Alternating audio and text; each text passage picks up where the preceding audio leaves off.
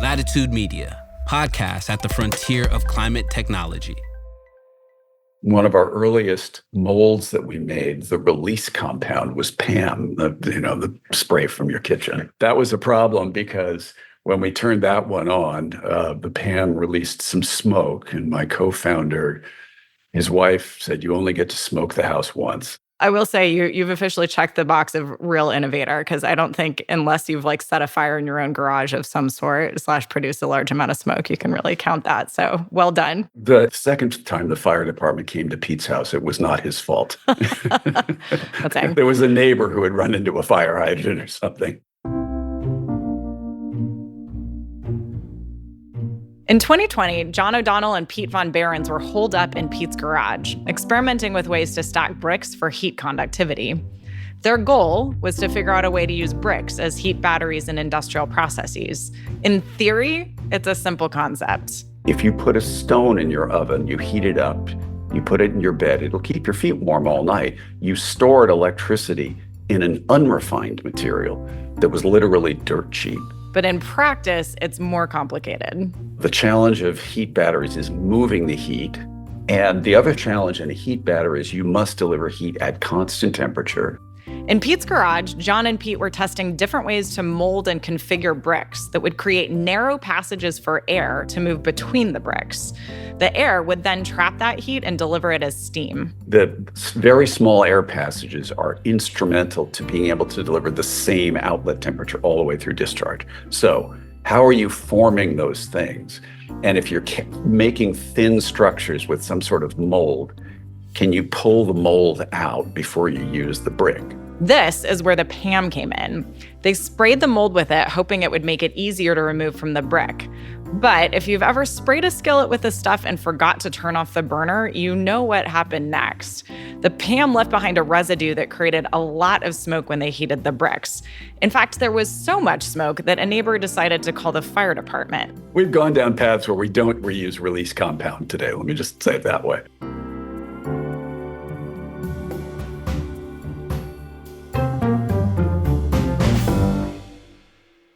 But John and Pete still had to figure out how to create these very small air passages.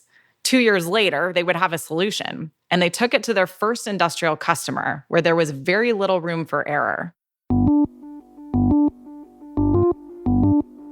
I'm Laura Pierpoint, and this is The Green Blueprint, a show about the architects of the clean energy economy. We've already invented most of the solutions needed to decarbonize the global economy, but many of those technologies are not yet commercial, and they need to get financed and built at scale. We don't have decades to get them commercialized. We have years. This week, I'm speaking with John O'Donnell, a founder and the Chief Innovation Officer of Rondo Energy, on building heat batteries to decarbonize industrial heating. It's been true that the industrial sector is the hard to decarbonize sector. There were always solutions, but they were more expensive than burning fuel. And no one wants to be the high-cost producer of a low-margin commodity.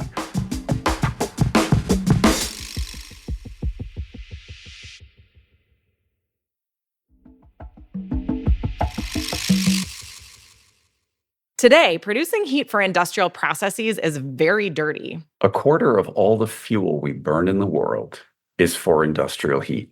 Most often, heat is delivered as steam that comes from a boiler running on coal, oil, or natural gas. A little more than half of all the world's industrial heat is delivered as steam, because steam is wonderful, energy dense, easy to move around. But the rise of cheap and abundant renewable energy in the last few years has finally opened up an opportunity to serve that heat using clean electricity. We now have a new fuel that is cheaper than the fuels that industry used. It's intermittent solar energy, some places intermittent wind energy, and it is intermittent electricity that's becoming the cheapest source of energy humans have ever had available.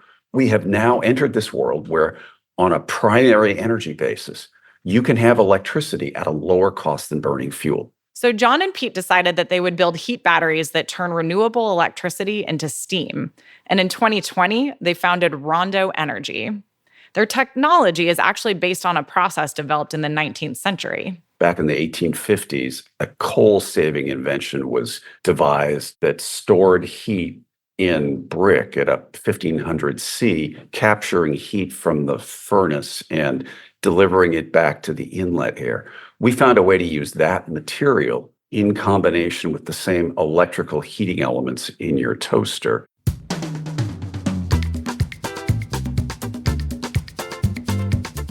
We had a physics insight in a structure that allowed us to combine those two very pedestrian things in a fundamentally new way that allowed us to build a storage unit out of stuff that we know will last forever, that charges very rapidly, and then delivers heat at the same temperature constantly all year long.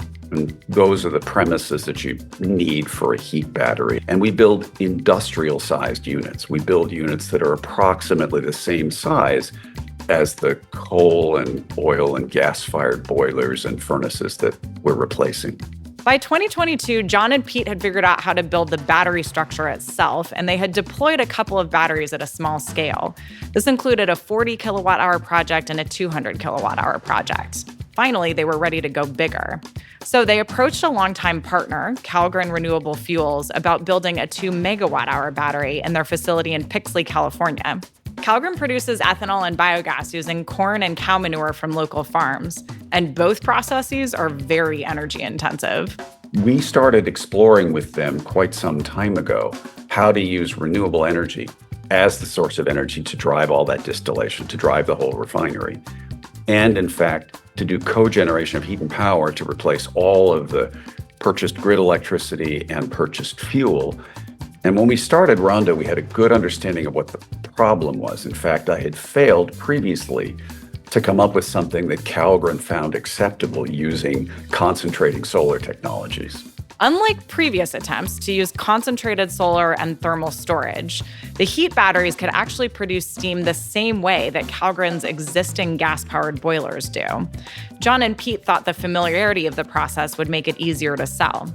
So they pitched Calgren on letting them try their 2 megawatt-hour project. They said, great, but show me. I don't want to be the first taking a technology risk. I want to know, is this going to operate in my location? Is it going to screw up stuff with my factory, with my refinery team?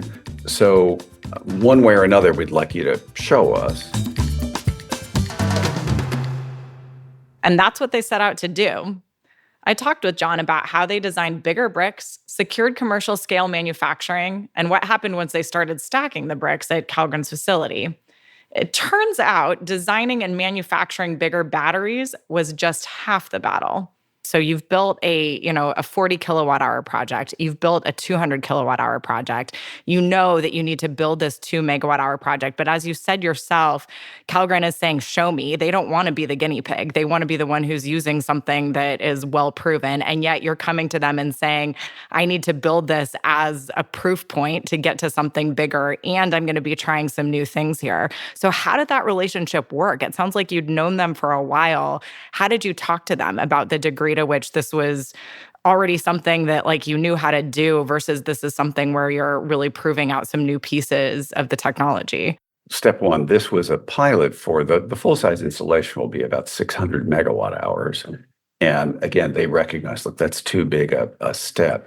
But the short answer, and the thing that's true with every customer, I think, once they understand what a Rondo heat battery is, all the engineers like, okay, this thing makes steam exactly the way we make steam today. We make steam in exactly the same heat recovery steam generators that we build in. By circulating air, we blend it down to 650 C. So when an engineer looks at, okay, what is this thing versus what do we do today? Oh, it's fundamentally the same. And there's nothing in the box except brick and iron. There's nothing that is capable of causing any fire or gas release or whatever, because we're being installed in the middle of their refinery. Safety is the number one matter. Okay, and now let's do a walk down of all the design things, how we're going to connect. So there was technical diligence on their side. And then we chose with them a particular way of interconnecting to their process so that they put in the interconnecting flanges and the circuit breaker for us during a ordinary facility maintenance. Rondo has not caused 5 minutes of outage for Calgren since we started working there. And then the last matter was, let's create a commercial structure where we're putting our money where our mouth is. We're not asking you to take any technology risk. We're going to sell heat. We're going to buy electricity. And so we'll prove out the foundations of the commercial model. Sounds like a couple of really key elements here. One is that you had an interface that they understood and that basically, was the same as what they had dealt with before. And then also the piece that belonged on your side of that equation was not scary. It was not crazy. As you said, it was not something that posed any safety concerns for them. And then it sounds like the third piece really is this model for how you called it storage as a service. So say a little bit about that. Do you think of it as storage as a service or heat as a service, or how exactly would you characterize the way you were selling a product to Calgren? What we are doing is opening a completely new market for renewables, where we're going to build utility scale generation. The Calgren project will ultimately be well over like 150 megawatts of generation.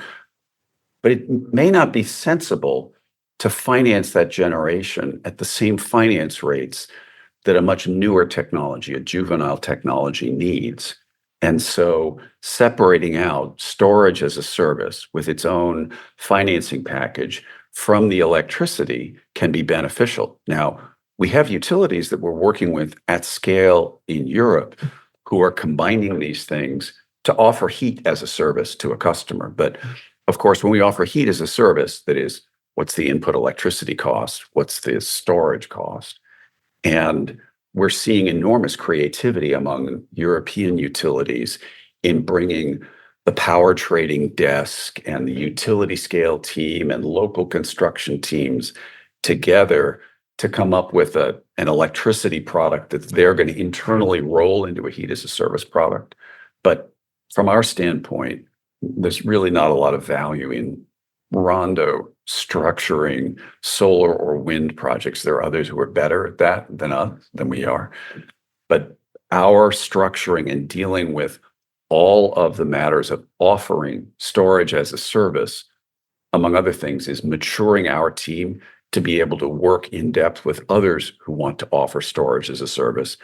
It's proving the technology out. And maybe one of the most important things, which of course you're doing right here in this moment as well, is educating the market about this new opportunity to put capital to work at scale to build infrastructure.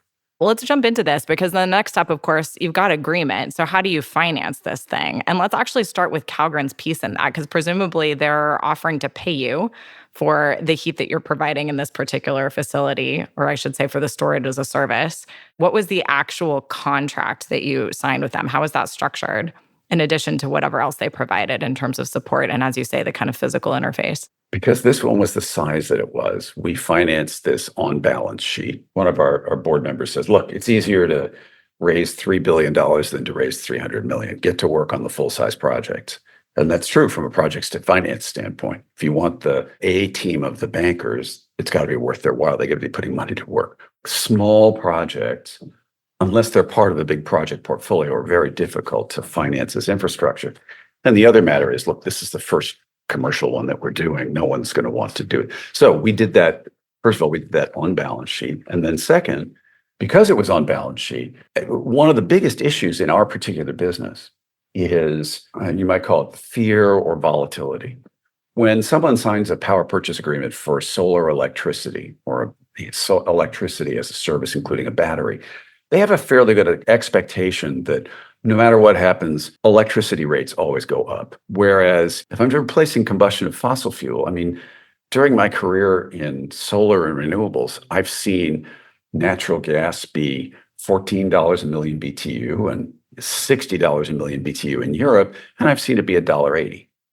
And structuring long-term offtake agreements for heat as a service, the buyer would love to be indexed to a fuel price. The finance party would not, right? It's like, who's carrying what risk of volatility?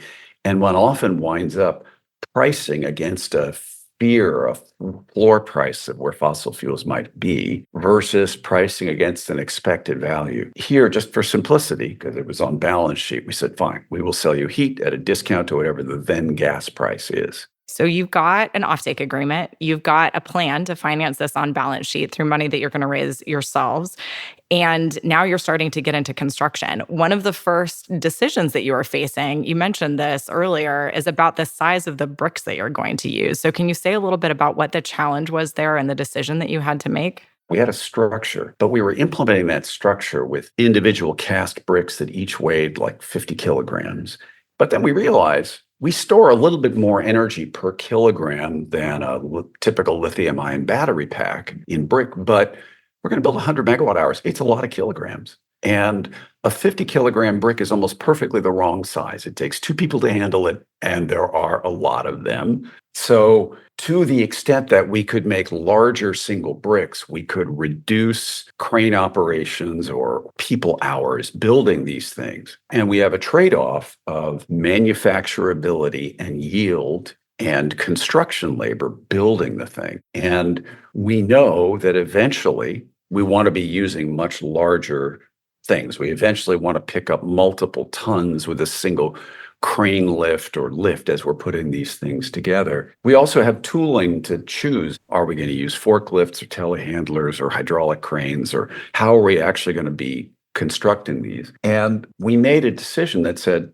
instead of building Calgren with 50 kilogram bricks and then deciding that we're going to build the next one with 1 ton bricks or half-ton bricks, let's take that hit now. Let's make sure that we build Calgren with exactly the same brick and everything else as we build the large one, because otherwise we've got more kind of scale-up risk that we had not covered off. To the greatest extent possible, we wanted them to be the same, except one of them has 10 tons, one of them has 500 tons of the same. And we wound up taking about probably 6 months longer than we thought it was going to take, learning how to make these much larger bricks that have fine structure that is not at all common. Almost everything is common, but the shape was unusual. And we were particularly blessed and helped that one of our Series A investors, Siam Cement Group, SCG, out of Thailand, who are a diversified producer of paper, petrochemicals, cement, and refractory brick, doing business around the world. We began working in depth with them about, we're doing pilot manufacturing. How are we going to scale up to high volume manufacturing? We want to explore with your team how we will make these shapes. So we did pilot manufacturing at the same time as we were manufacturing and building Calgren. We were also validating the handoff to large-scale manufacturing. So the journey that said, we're going to try to build these the same way. We actually built and unbuilt Calgren several times, trying different tooling and different sequencing so that we had a reasonably firm base of experience of some alternates when we went to build the next one. Okay, I have a really critical question at this stage. As you're manufacturing these 500 kilogram bricks, are you still using PAM in the molds? No. Okay. We're not using release compounds. We found materials and systems that don't require release compounds because it's not scalable and it's not needed. Okay, but so in October of 2022, you're breaking ground and you are now building Calgren. So talk about that process. Were there any major challenges you faced in the process of construction? Not that we're not self-inflicted. So Rondo had sized the bricks and secured the manufacturing, but now they had to actually build the battery, and they would learn a lot about construction. We'll hear about that after the break.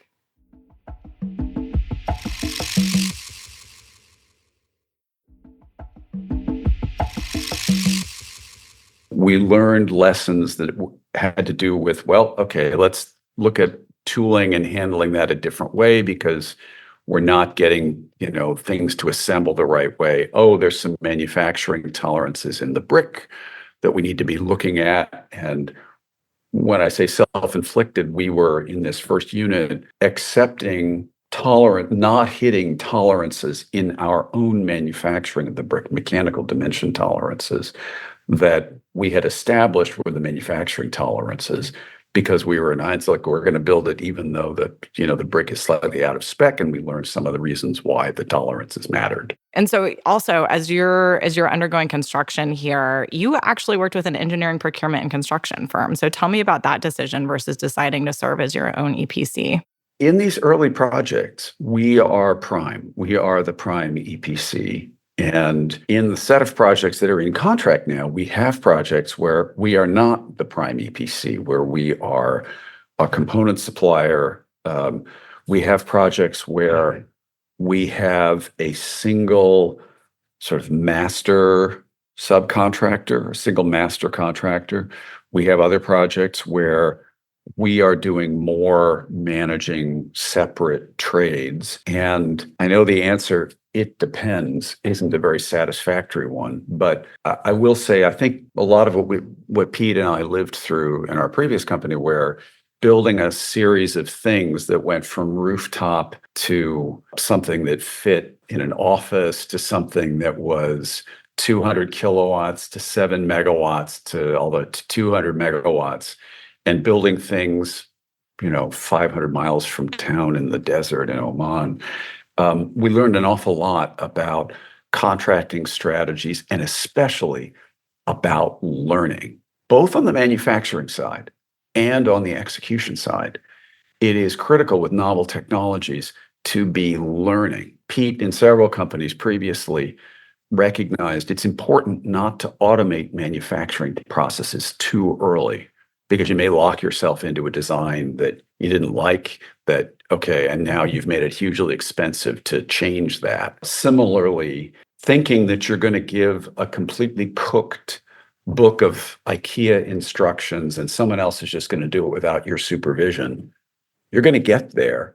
But the way you're going to get there and have that book be good is by having seen it and done it yourself, and then work as rapidly as you can to move from time and materials subcontracting to fixed work packages, and work really hard on moving to that. How do we make the whole thing a standard kit that we can give to anybody? But again, just if you want to do scale up manufacturing, you need to do some yourself. So it's early 2023. You're nearing completion of construction. You turn the unit on and you get first heat. Can you explain what that means and what that felt like? The way things roll, it was a little bit anticlimactic because of all the subsystem testing that led up to that moment.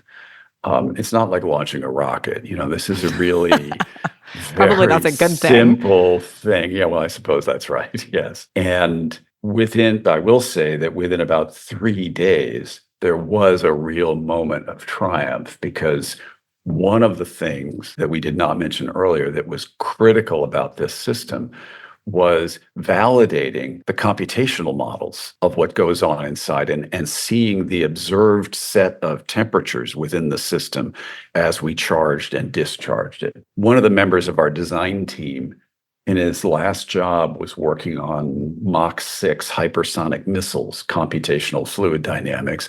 Now he's working on computational fluid dynamics at 6 miles an hour, and it's just as hard. These things are really simple, but they could not be designed without modern multiphysics simulations of exactly how does all the gas and heat transfer work, because we'll either not charge properly. We could have brick that was deteriorating because it wasn't being heated evenly, or especially, we wouldn't have the same storage capacity. We would not achieve this thermocline that I mentioned earlier. And that's about the gas dynamics.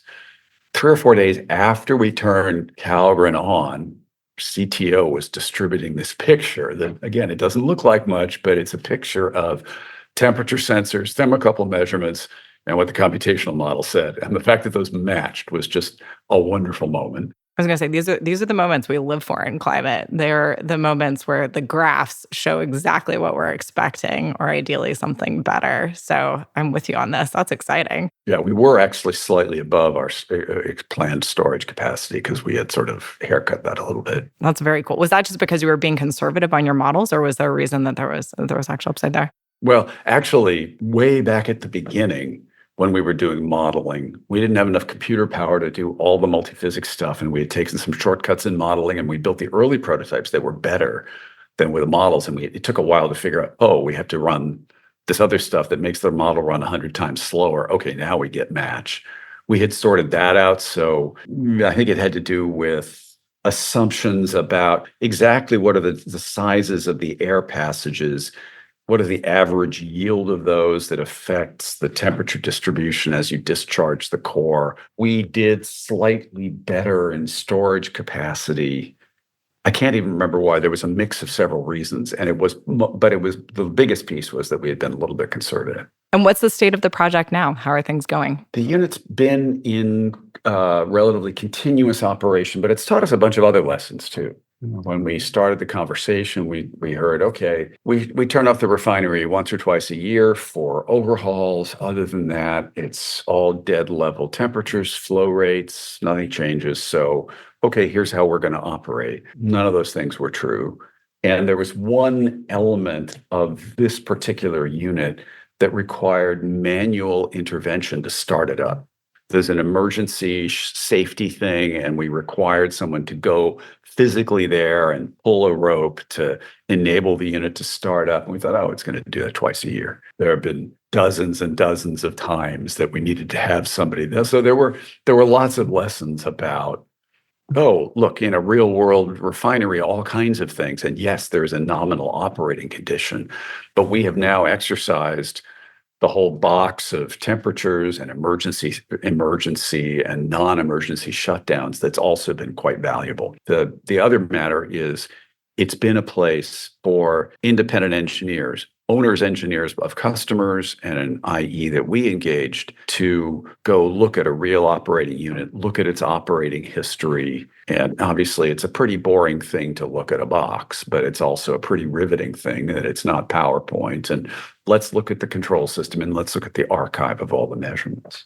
I feel like boring is good when you're talking about industrial processes, right? And all of the steadiness that you need to provide there. And as you say, it's also really exciting to have something real in the field. So you've built, this 2 megawatt hour project. You're now building 100 plus megawatt hour projects.